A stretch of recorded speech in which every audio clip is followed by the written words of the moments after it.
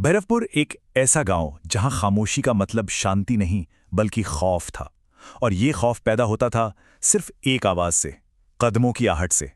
तो चलिए आज इस रहस्य की हर परत को खोलते हैं। तो सोचिए, भैरवपुर की शाम, सूरज ढलते ही गलियां एकदम वीरान। कस्बे से दूर बसे इस पुराने गांव पर एक अजीब सी, एक डरावनी सी चुप्पी छा जाती थी। आवाज थी तो बस उस खंडहर हो चुकी हवेली से आती सनसनाती हवा की। ऐसा लगता था मानो पूरे गांव ने अपनी सांसें रोक ली हों। लेकिन सवाल ये है कि क्या वो गलियां सच में सुनसान थीं या ये खामोशी बस एक पर्दा थी, किसी अनदेखी मौजूदगी का जो बस सही वक्त का इंतजार कर रही थी। गांव वाले इसे कहते थे आहट। धीरे धीरे पास आते कदमों की एक अनजानी, एक अशुभ आवाज। और जानते हैं आहट का सेंटर क्या था? वो ही पुरानी खंडहर हवेली, जिसके पास से गुजरने की भी कोई हिम्मत नहीं करता था। तो अब आते हैं हमारे पहले गवाह पर। नाम रीना। गांव में अपने दोस्तों के साथ घूमने आई थी और दोस्तों ने मजाक मजाक में ही उसे उस हवेली के अंदर जाने का चैलेंज दे दिया। अब रीना वो इन भूत प्रेत की बातों में बिल्कुल यकीन नहीं करती थी, तो बस अकेले ही चली गई अंदर। अंदर घुप अंधेरा, टॉर्च की रोशनी में उसे दीवार पर अपनी परछाई के साथ एक और परछाई हिलती हुई दिखी। उसने आवाज लगाई, कोई है? पर कोई जवाब नहीं, सिर्फ धीरे धीरे कदमों की वही आहट जो अब उसकी तरफ बढ़ रही थी। लेकिन ये डर सिर्फ हवेली की दीवारों तक ही सीमित नहीं था। नहीं, ये अब बाहर फैल रहा था। और यही कहानी में एंट्री होती है गवाह नंबर 2 की, रघु, गांव का नाई। एक रात वो तालाब के किनारे से लौट रहा था और उससे लगा जैसे कोई ठीक उसके पीछे पीछे चल रहा है। वो मुड़ा, पीछे कोई नहीं था, पर कदमों की आवाज और तेज हो गई। और फिर अचानक एक सफेद साया ठीक उसके सामने आ खड़ा हुआ। उसकी गहरी हरी आंखें अंधेरे में चमक रही थीं। उस साये ने फुसफुसाकर कहा, रघु, तेरा समय आ गया है। अगली सुबह जब रघु गांव वालों को मिला तो वो अपना दिमागी संतुलन खो चुका था। और बात सिर्फ मानने वालों तक नहीं थी, ये चीज अब उन लोगों को भी अपनी चपेट में ले रही थी जो इन सब पर यकीन नहीं करते थे। जैसे कि अनिरुद्ध, गांव के स्कूल मास्टर, एक ऐसा इंसान जो इन सारी कहानियों को बस अंधविश्वास कहकर उड़ा देता था। तो एक रात हवेली के पास से गुजरते हुए अनिरुद्ध ने भी कदमों की वही भारी आवाज सुनी।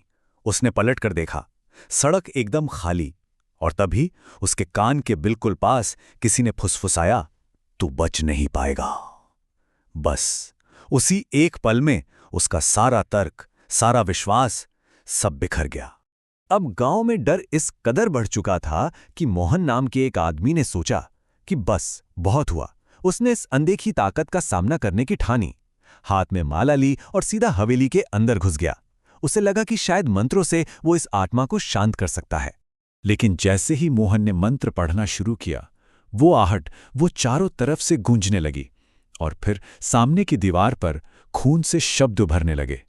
आहट से बचना नामुमकिन है। ये कोई भटकी हुई आत्मा नहीं थी, ये एक सीधी सीधी चुनौती थी। जब गांव की दहशत की खबरें शहर तक पहुंची तो मामले की जांच के लिए भेजा गया डीसीपी अरविंद को। अरविंद एक सुलझा हुआ प्रैक्टिकल अफसर था। उसने ये कहानियां सुनी और गांव वालों का वहम मानकर हंस दिया। उसने फैसला किया कि वो खुद हवेली जाकर इस सच का पता लगाएगा। हवेली के अंदर अरविंद को भी कदमों की वही आहट सुनाई दी। उसने टॉर्च घुमाई पर कोई नहीं दिखा, और तभी उसके कानों में एक साफ सर्द फुसफुसाहट गूंजी, अगर तू सच जानना चाहता है तो तहखाने में उतर। ये एक तरह का न्योता था, सीधे रहस्य के दिल में जाने का।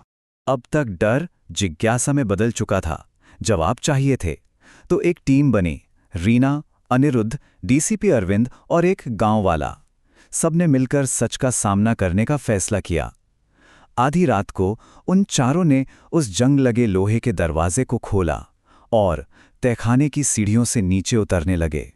और तहखाने में दीवार पर खून से एक और संदेश लिखा था और उसने सब कुछ साफ कर दिया, आहट मेरा श्राप है, जो सुनेगा उसका अंत होगा। तो ये सिर्फ एक आवाज नहीं थी, ये एक श्राप था, एक मौत का फरमान। और जैसे ही उन्होंने ये पढ़ा, तहखाने के एक कोने से एक सफेद धुंधला साया धीरे धीरे उनकी ओर बढ़ने लगा।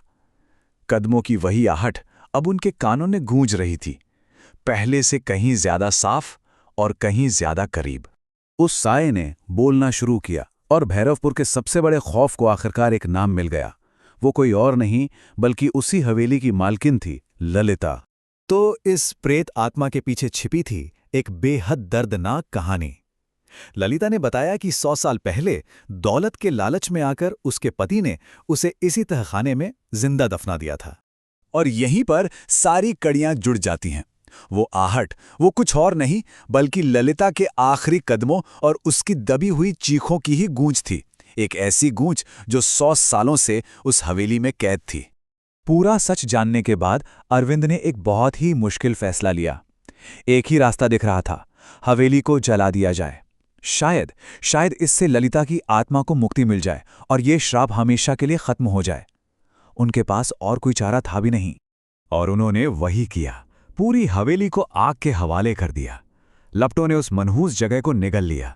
और जानते हैं, उस रात के बाद कई सालों में पहली बार भैरवपुर की रातें सच में खामोश थीं। ऐसा लगा जैसे डर का वो लंबा दौर अब खत्म हो गया है। लेकिन क्या सच में सब कुछ खत्म हो गया था?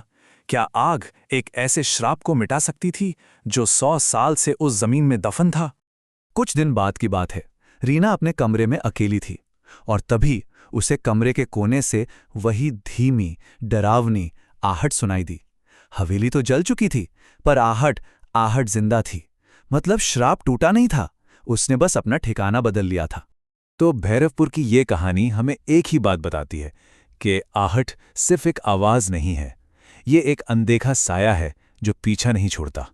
और सवाल यही रह जाता है कि क्या कोई इससे कभी बच सकता है, या ये हमेशा किसी नए शिकार की तलाश में रहेगी।